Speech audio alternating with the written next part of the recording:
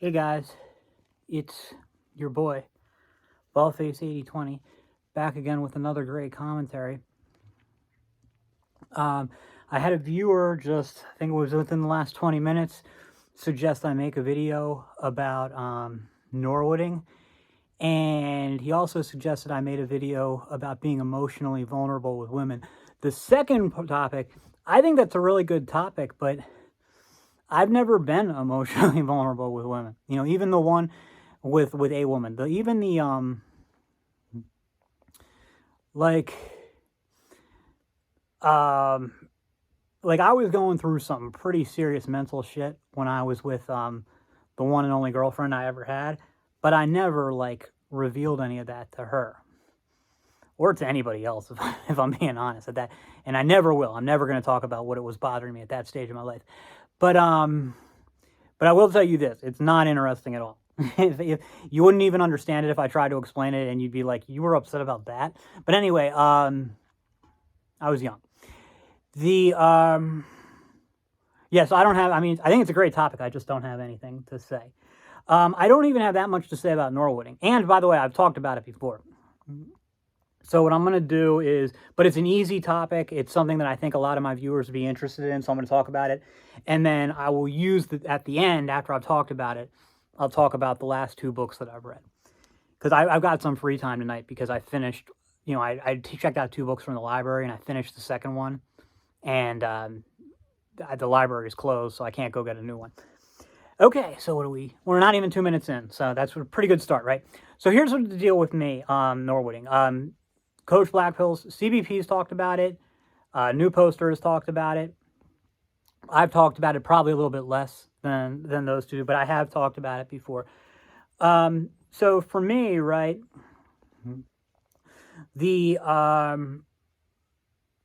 I just kind of always thought, it wasn't something I really thought about, but it was just something that I'd be like, at least for me, I thought it's like, it's never going to happen to me. I didn't like, it just seemed like it's something that would happen. It happens to that happens to other guys, but it won't happen to me. And I can't remember if it was in my late 20s or my early 30s. It might have even been my mid 30s. And, you know, it wasn't like, it didn't happen, like, there was no, like, part where there was, like, clumps of my hair falling out, which is what I expected. It's just that the hairline, which was already really high to begin with, kept moving back and back and back. And then, you know, I'd go and I'd look at it and I'd be like, oh, shit, that's way back there, you know? You know, so I've always said it didn't bother me, and that's true overall. But when I first saw it, I was like, I wasn't having like a nervous breakdown or anything, but you could call it like mildly traumatic, if that's possible. You know, and because, I don't know, it's just like, it was the first sign I really had of like the negative aspects of getting older. Like normally, you know, you're a kid and you get older and you have like, you know, everything is kind of like a good thing, you know, like, or, you know, you're like, it's just you're growing into an adult, you know, so that, you know, your facial hair comes in and stuff like that.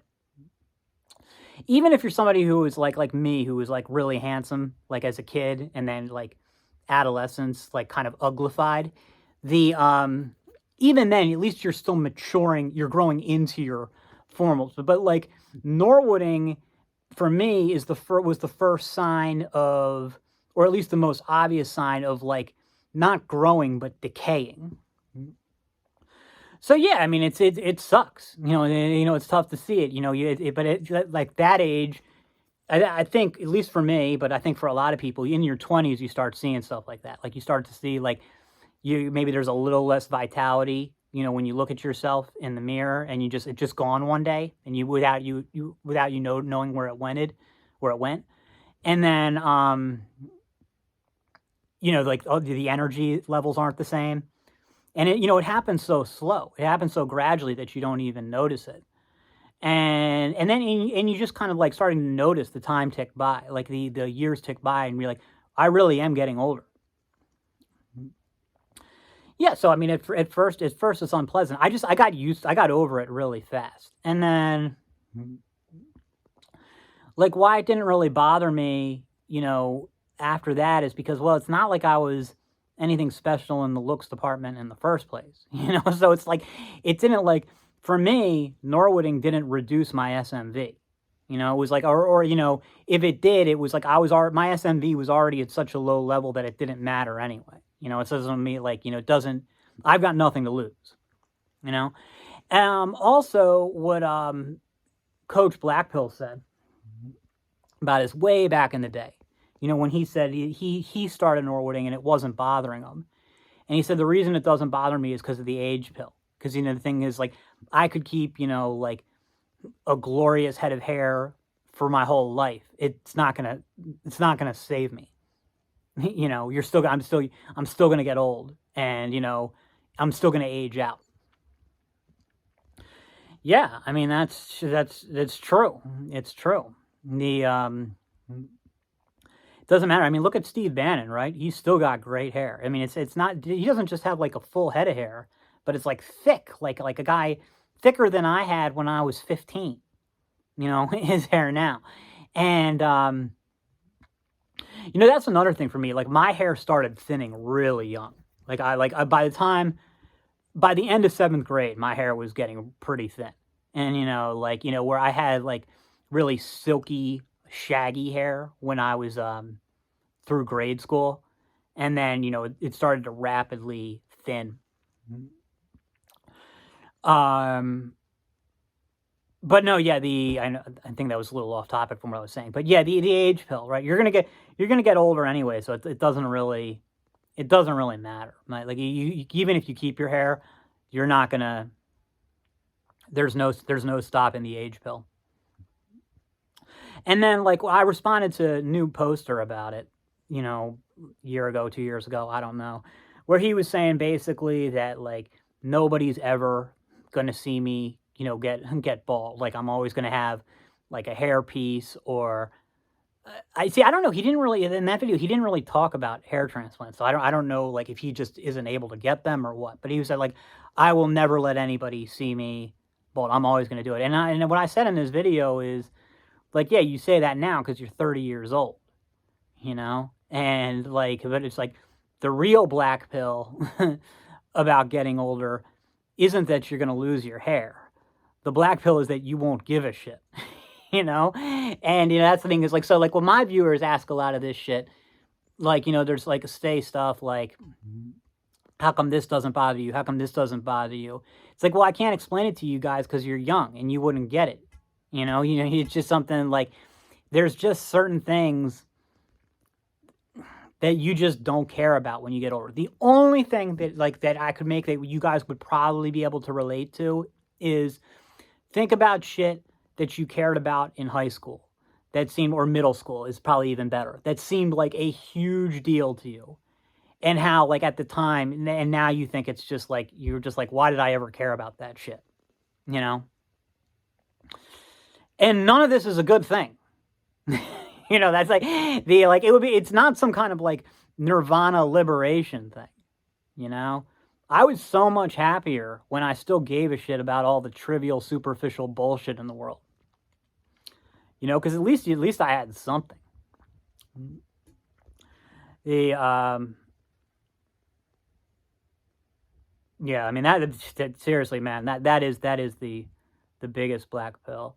But no, like, again, for me, I had nothing to lose. And the thing is, I don't really care about my hairline. My problem isn't, like, I have people give me shit about my hairline, but it's like, I don't know if they just don't get this or not. My hairline is fine. I just have a fucked up forehead. Like, my hairline's really not that bad. It's typical, middle-aged Sagittarius rising hairline. It's fine. But imagine if it was like, if I had like a nice short forehead, you'd see it. It would be like, nobody would have an issue with it. But, the issue is just, like, I got a big-ass forehead, and then, so, like, if, I would rather have no hair at all and a good forehead than have, like, Steve Bannon-type hair and have my forehead. So that's, that's the issue, is my forehead. My hairline is fine. Yeah, I don't have anything else to say about that at this moment. Oh, actually, you know what? I'm going to say one other thing. So, like, when you talk about all this, the idea, like, the hair transplants comes up. Even if I had the money, I would not do hair transplants because it's not a principled thing. It's the fact that you apparently, if you get hair transplants, need to use like some special kind of shampoo for the rest of your life, dude. I'm not doing that. If it's, I'm not doing it. No, no, I'm not. No, I'm not doing it. Anything that's going to require that level of maintenance, like I don't want to do the stuff that like Ascended has to do to like maintain his Chadley appearance. I don't have the energy to do all that shit. The energy, the motivation, any of it. Now, if you gave me like a pill or something that would regrow my hair to be like, well, I mean, I'd like it to regrow to what it was like when I was like 10.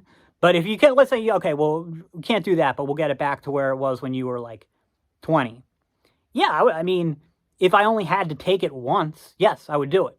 But I'm not gonna do it. Take it every day. I'm already stuck on an antidepressant I have to take every day. I'm not gonna deal, and I'm certainly not gonna use a shampoo.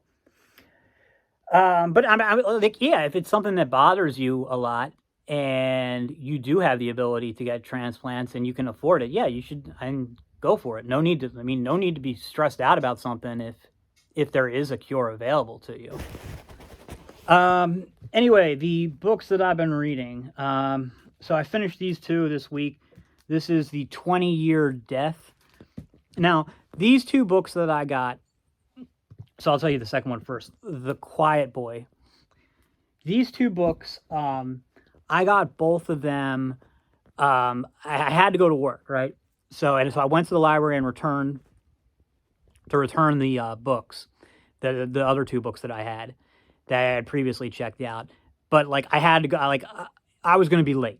I think I might have ended up being late anyway. So I did not have time to like even read like the back of the books or see check for the author or anything. So I just grabbed two books that looked pretty thick, and I just I was like, okay, I'll take them. And then but I chose really well actually.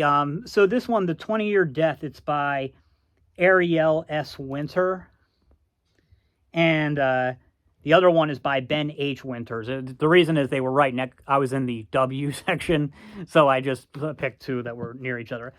So The 20-Year Death is, I initially thought when I was reading it, I was like, this is retarded. I thought it was like one big book with three completely separate books in it. That's what it looked like at first, and I was like, I wish I'd picked another one. But no, what it is it's all one story. It's all connected. But it's three kind of like three novellas within it because they're all taking place at different periods from the viewpoints of different characters. So the first part takes place in France, second part takes place in Hollywood, third part takes place in New Jersey. They're all 10 years apart from each other. So 20 years. That heads to 20-Year Death. And the main character of the last book is like sort of an important background character in the first two. It's really clever the way he did it. It was really good.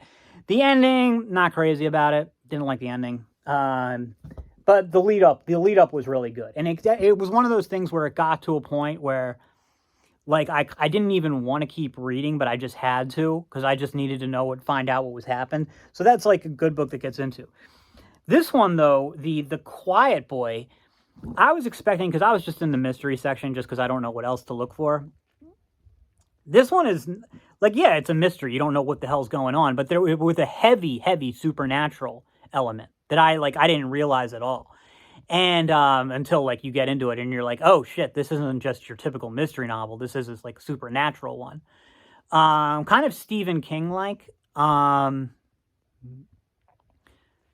You could definitely see, I mean, Stephen King, I've read a lot of his stuff. He has a very distinct style. So but you could see Stephen King doing this story, even if he wouldn't tell it the same way. But this one, I mean, I got through it so fast because it was just so addictive. It was, but maybe since I've been back in my reading thing, this may have been like the most engrossing read ever. The ending was good, or at least, it wasn't bad. Look, I feel like endings, you can make a case for the hardest part of a novel. They're often not very satisfying. Now, I've talked about it before, The Hellbound Heart. I still think it might be the best novel ever, even though it's a novella. Maybe not the best ever, but my favorite ever. I think it's really, really good. But yeah, I think a story like this is hard to end effectively. But no, it's good. The thing is, I developed like a real burning hatred for sort of the main guy in it. Although by the end, I'd kind of forgiven him, and I didn't really like any of the characters. Now I think, but again, by the end, I liked them. But during the story, I'm like, dude, these guys suck. I just like want the bad guy to win and kill all of them. Yeah. So, yep, that's all for now. See you in the next.